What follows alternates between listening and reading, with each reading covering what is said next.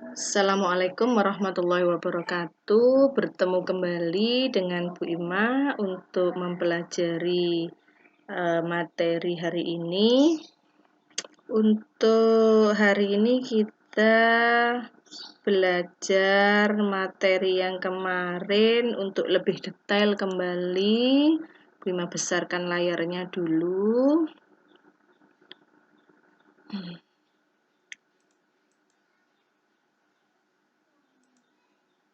Oke.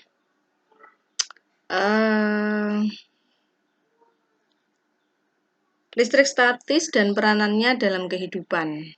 Oke, Bu Ima klik dulu ya.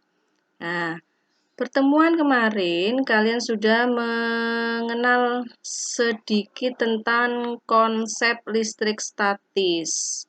Oke, apa saja yang kita pelajari? Oke, konsep listrik statis ada 4 poin yang akan kita pelajari. Yang pertama, muatan listrik. Yang kedua, hukum Coulomb. Yang ketiga, beda potensial energi listrik. Kita bahas yang pertama dulu untuk muatan listrik. Oke. Sambil kalian perhatikan, muatan listrik ada 2 macam, yaitu muatan listrik positif, disimbolkan dengan tanda positif. Kemudian muatan listrik negatif yang diberi simbol tanda minus. Satuan muatan listrik adalah Coulomb. Nah, ini ya. Silakan diperhatikan. Nah, yang kemarin sudah dijelaskan sedikit bahwa jika muatan listrik yang sejenis itu akan tolak-menolak, sedangkan muatan yang tidak sejenis akan tarik-menarik. Maka di materi ini kita akan belajar tentang deret tribolistrik, yaitu daftar benda-benda dalam deret tertentu ketika benda tersebut digosokkan dengan benda di deret atasnya. Maka benda tersebut akan bermuatan negatif. Sebaliknya, maka kalian harus paham betul tentang materi dasar dari muatan listrik. Ada contoh-contoh yang ada di sini, ada berapa ini? 7 poin ya. Ada bulu kelinci, kemudian gelas, mika, wol, bulu kucing, sutra, dan kapas. Kita beri contoh untuk yang 7 ini aja dulu ya. Jadi untuk muatan-muatan listrik statis itu akan muncul pada benda-benda yang sederhana dan ada di lingkungan sekitar kita. Berikutnya, nah, kita pelajari tentang hukum Coulomb. Oke. Hukum Coulomb adalah peristiwa tarik-menarik atau tolak-menolak antara dua muatan yang disebabkan oleh gaya Coulomb. Maka ditemukan persamaan gayanya, silakan diperhatikan. F sama dengan K dikali Q kali Q2 dibagi R kuadrat. Untuk mempermudah ingatan, maka biasanya kita buat singkatan-singkatan yang paling tidak bisa mengingatnya lebih mudah. Misalnya, untuk menghafal hukum Coulomb bisa kita buat F sama dengan K Q Q rapat. F sama dengan K sama dikali Q1 Q2 dibagi R kuadrat.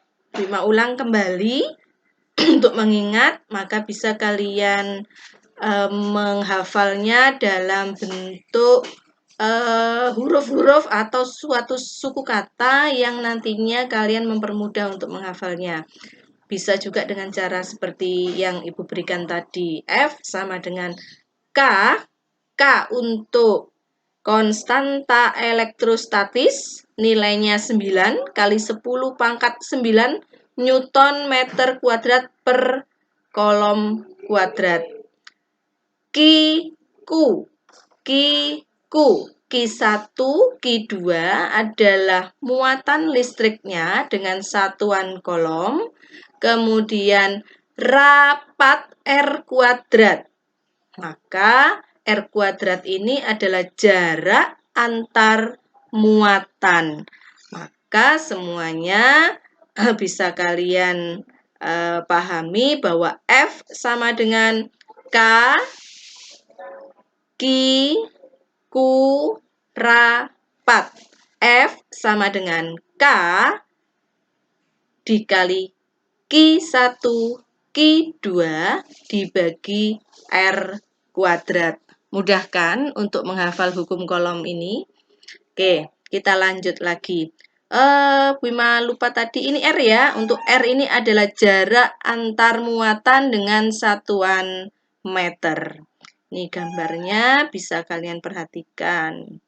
Nah, ini untuk hukum kolom. Berikutnya kita lanjut lagi untuk medan listrik. Nah, apa yang dimaksud dengan medan listrik? Ya, medan listrik ini adalah daerah-daerah yang masih terpengaruh oleh sifat kelistrikan suatu benda. Itulah yang disebut dengan medan listrik. Daerah yang masih terpengaruh oleh sifat kelistrikan suatu benda.